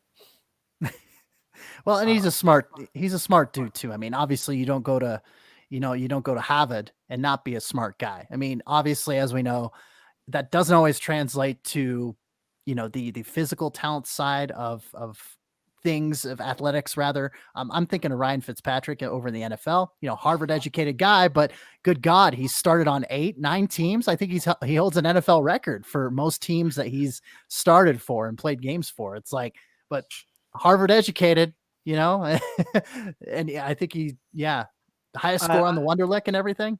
Yeah, I love Ryan Fitzpatrick. One of my favorite quotes ever of Ryan Fitzpatrick was from an NFL analyst. I think it was Chris Harris, who said that Ryan Fitzpatrick is Brett Favre on bathtub crank. If he weren't already a millionaire, he would just be buying scratch-off lottery tickets with all of his money because he's just out there to sling the ball and make touchdowns or interceptions, and that's it. Like, he is out there going for home runs every single time.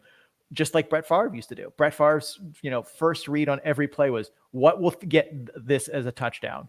Like, that was his first thought. And that is very clearly Ryan Fitzpatrick as well, just without the, elite arm talent of Brett Favre. And the beard and the short shorts from his most recent practice. Oh God, he's a character. Like, it's fun to see him. Oh, and yeah, like you said, he's a gunslinger like Favre, but Brett Favre on bathtub crank. Oh my God, that's gold. That's gold, Jerry. That's gold. As soon as I saw that, I'm like, well, this is getting saved, because that is beautiful. That is beautiful.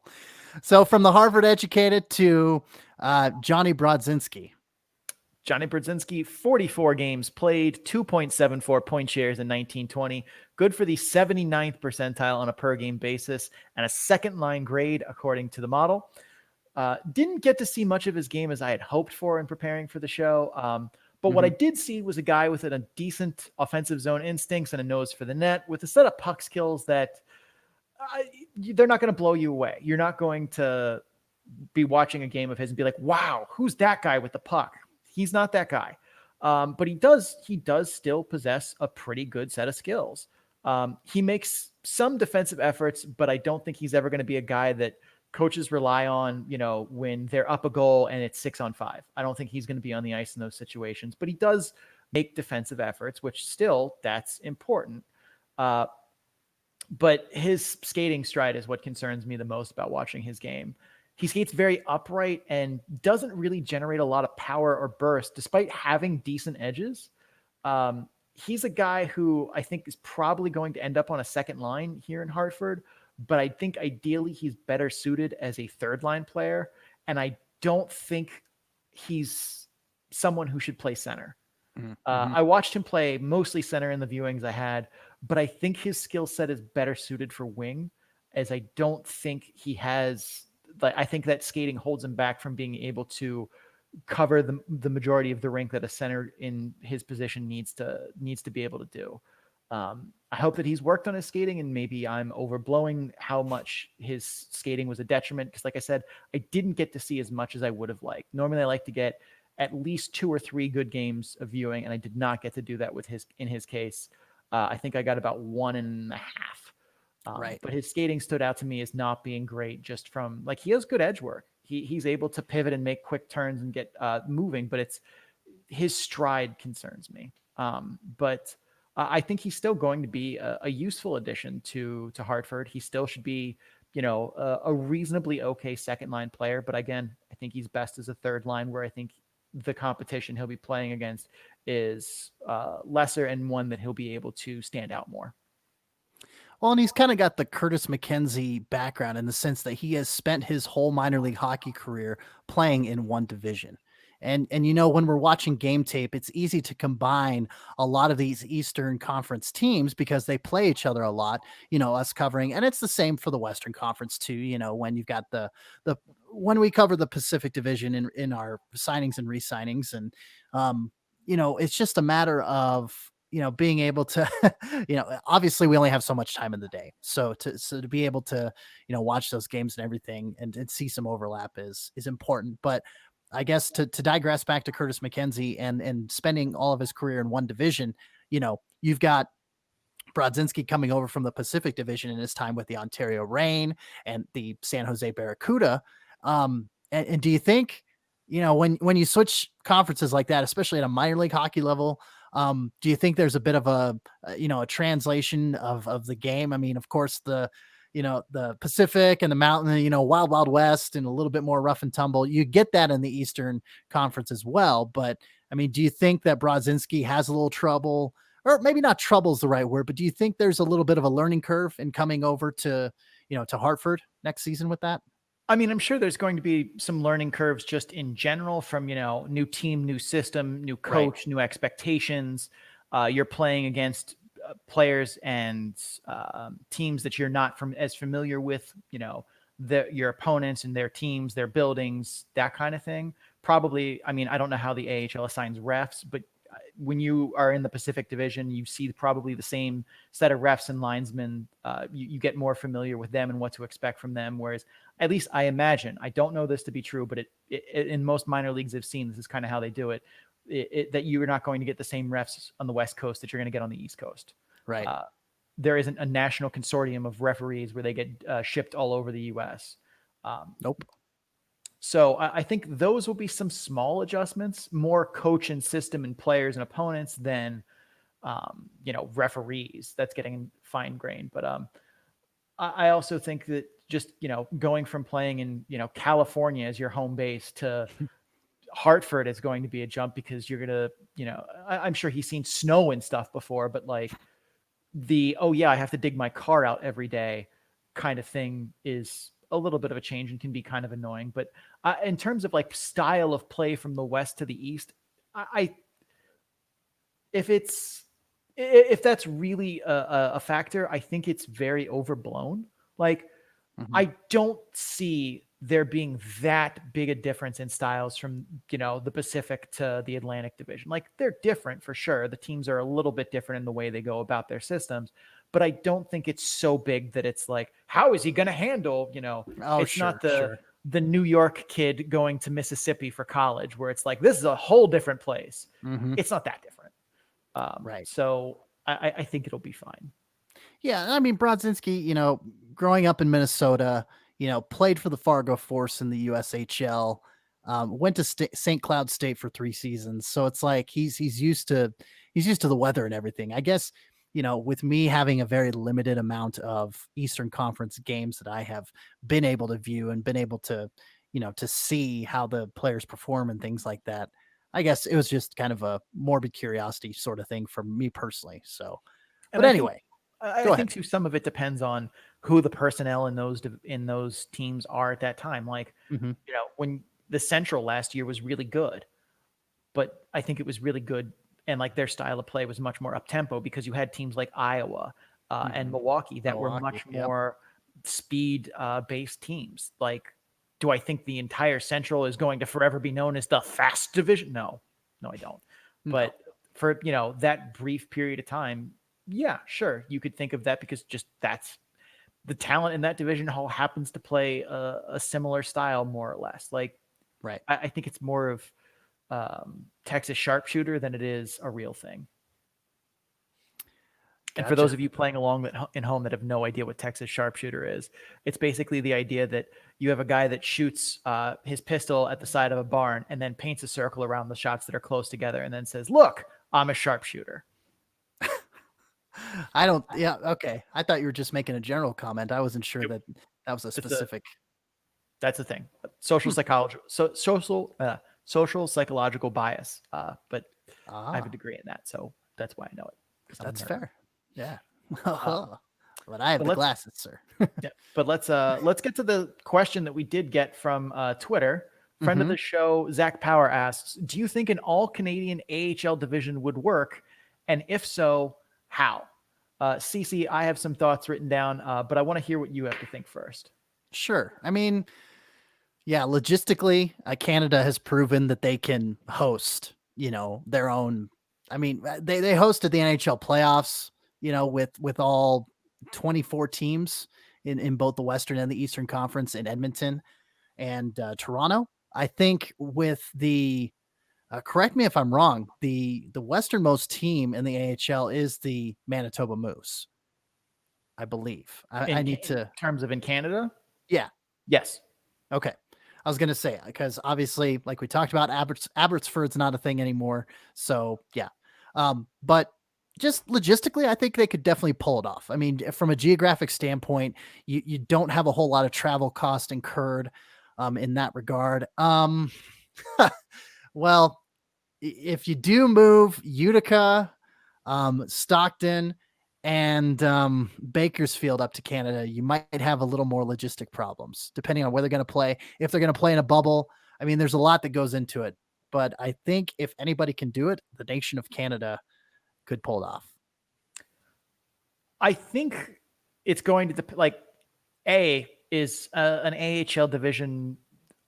Like, I think it could work, But I also think there are a lot of circumstances that would go into that. Like Mhm. if the border becomes less of a barrier than it is right now, then there's no need to do this. Like the only Mhm. reason there's going to be a Canadian AHL division if there's a Canadian NHL division, because if the NHL club is crossing the border and doing stuff, then there's no point. Like, Sure. especially because then if you get call ups and call downs and whatever, that's the big question is the border going to keep teams like Bakersfield and Utica and Ontario from calling players up to the NHL because of the border? And Right. if that's the case, and you really relocate those teams, which, you know, Bakersfield and Stockton won't be a problem because their parent club owns them. Utica, however, I don't know how they're going to play that one, but that's a conversation for a different time of how Utica would negotiate basically leaving Utica for a year and coming back. I don't want to get into that because that'll be messy and take way too long. Another time, Very perhaps. messy. Mhm. But like, let's say that's what happened. Yeah, if they basically, I don't think they could pull off a bubble. Like that's just going to be too much money for the AHL to realistically do. But basically, the idea that like we're going to plop you, you know, these 3 franchises we're transferring to Canada for a year. We're going to send them, have them be somewhat centralized in between, you know, Manitoba and Belleville and Toronto, like somewhere in there where travel will not be far and we can reasonably expect that they'll be safe, kind of like what some of the other sports leagues are doing. I think that can be pulled off and have basically a division of just those Canadian teams can work.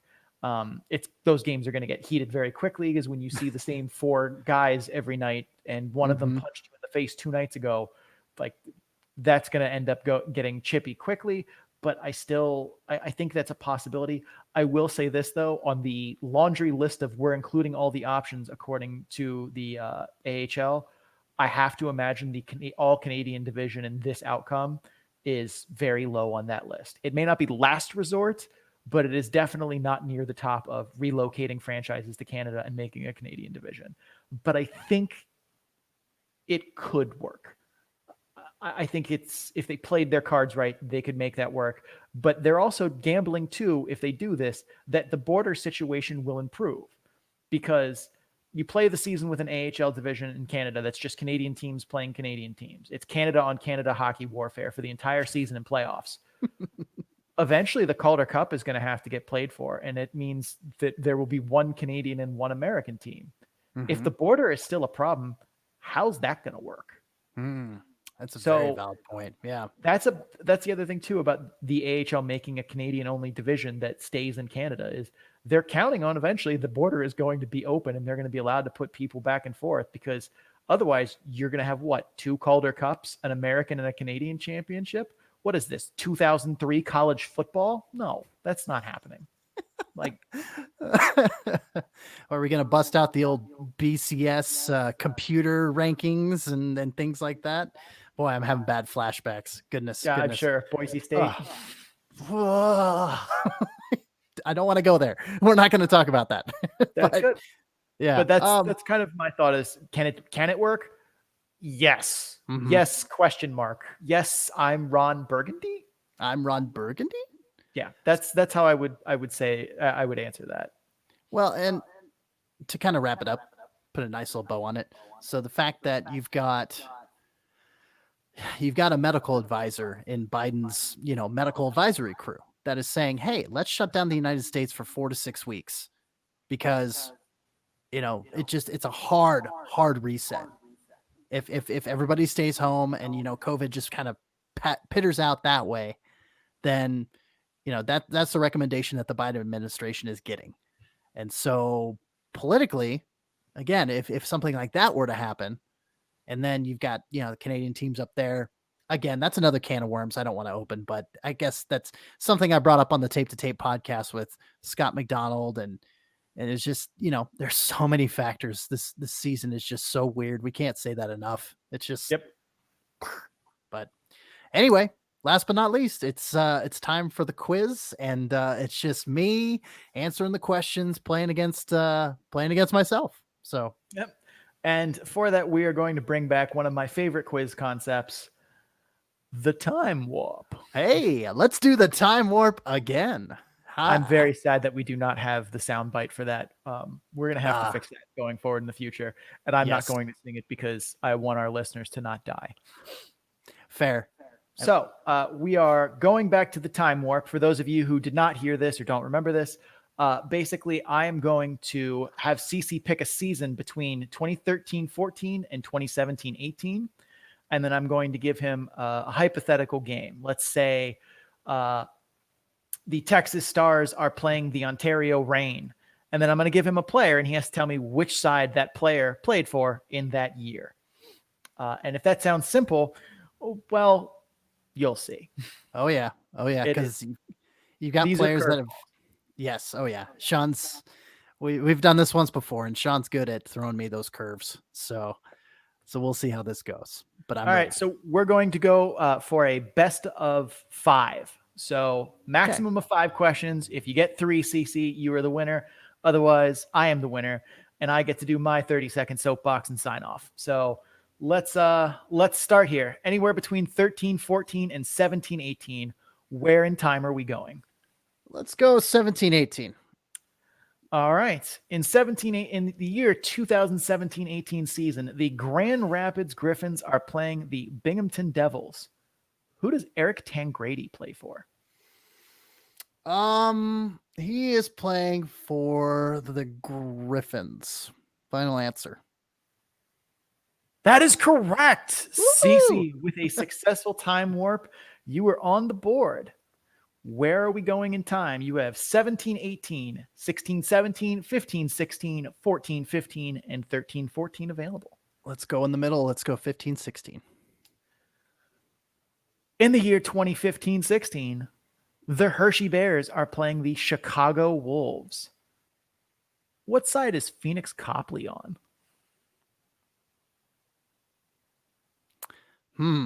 Hershey Bears and the Wolves, huh? Yeah. In 15-16? Mm-hmm. Is he on the Wolves? He is on the Wolves. Yeah. CC. 2 for 2. See, that's the thing, is like you throw curves often enough that I'm going to swing where that curveball is going to be. And I know he's pretty well integrated into the Hershey Bears, or at least he was. I've seen a lot of signings. Is he still with Hershey? Is he still in the Capitals tree? As far as I know. Okay. Yeah, I don't know that far though. So, that was the last sighting I had of him. But I mean, we'll know next week when we have to cover the Hershey Bears. There you go, and we'll have Corey Schwartz on, and we'll maybe talk about Phoenix Copley. So, okay, next question. All right, where are we going in time? Let's go. What is it? 14-15? 14-15. The Rochester Americans are playing the Utica Comets in 2014-15. What side is Cal O'Reilly on? Rochester and Utica, huh? Mm-hmm. I'm going to say Rochester. That is incorrect. He was on the Utica Comets. Well, shoot darn. We are on to question number 3. Question number 4? Question number 4. Sorry, that was. No, that's good. Correct. I can correct. No, you're good. I was going to go 4, and then you said 3, and I'm like, all right. Wait. Okay. Where in time are we going, CC? 17-18. 17-18. The Rockford Ice Hogs are playing the San Diego Gulls in what is almost assuredly a hypothetical matchup. But what side would Spencer Abbott be on?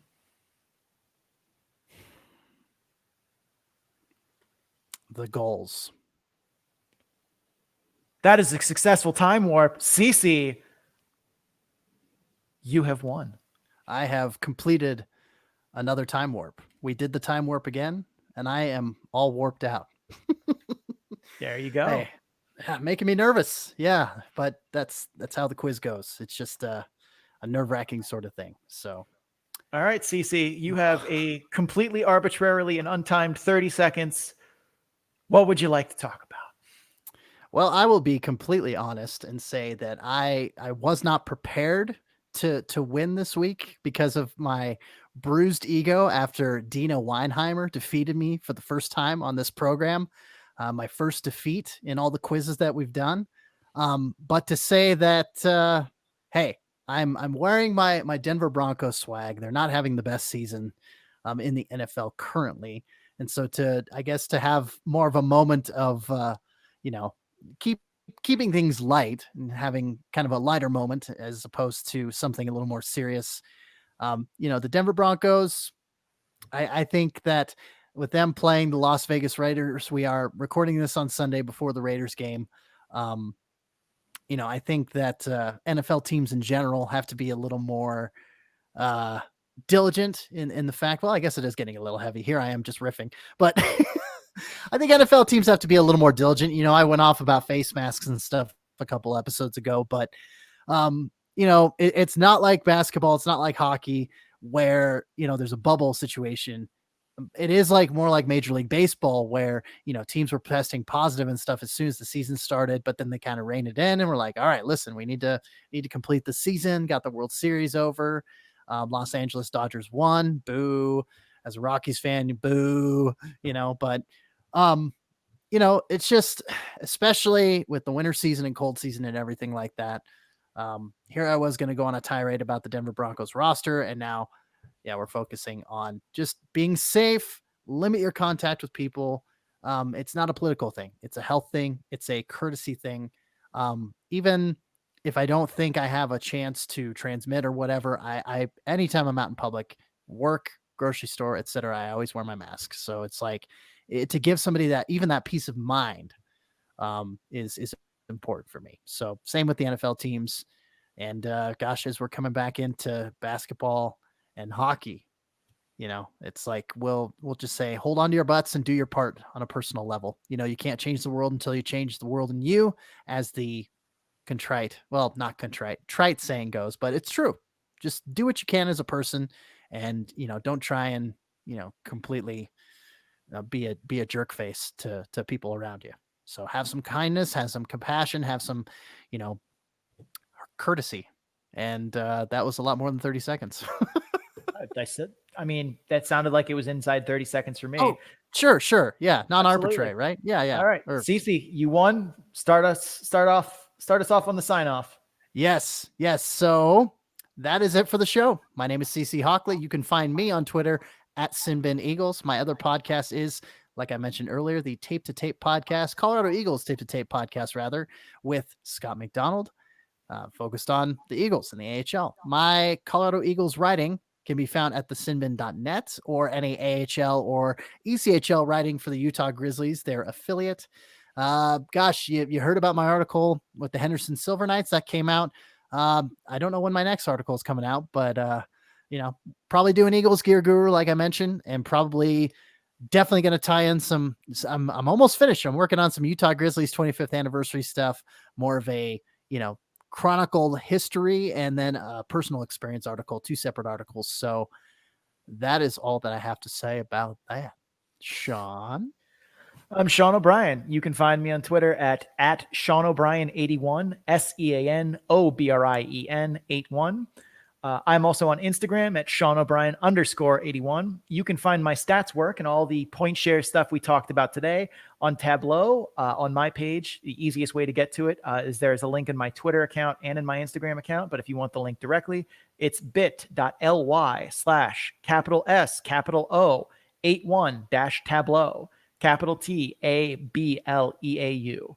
If you guys are enjoying the show, please make sure to subscribe wherever you're listening to us from, whether that's on YouTube, Apple Podcasts, Google Podcasts, iHeartRadio, Stitcher. Anywhere there's podcasts.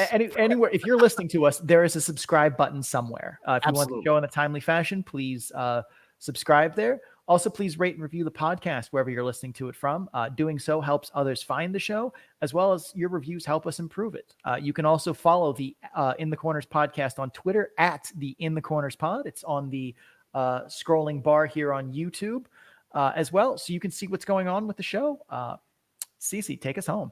Yes, sir. So, like Sean was saying, be sure to subscribe. Be sure to follow us on Twitter and social media. In the Corners even has a Reddit account, for crying out loud. So, any place you want to follow us and get the updates on the AHL, by and large, check us out. If you like us even more than that, please consider leaving a tip in our digital tip jar at patreon.com/thesinbinhockey. That's patreon.com/thesinbinhockey. Your support, it means a lot to us. It allows us to continue to provide coverage. It keeps the doors open, And, it really helps us cover minor league hockey and expand our coverage to more markets. Be sure to check out the Sin Bin's other podcasts. We've got a bevy of them. Hockey Talk podcast, the 3 Periods podcast, the ECHL one there. Syracuse Speaks with Alexander Ackerman, Tape to Tape, like I mentioned, and our newest one with Dina Weinheimer, the Cleveland Monsters OT podcast. So until next time, thank you for listening and keep your stick on the ice.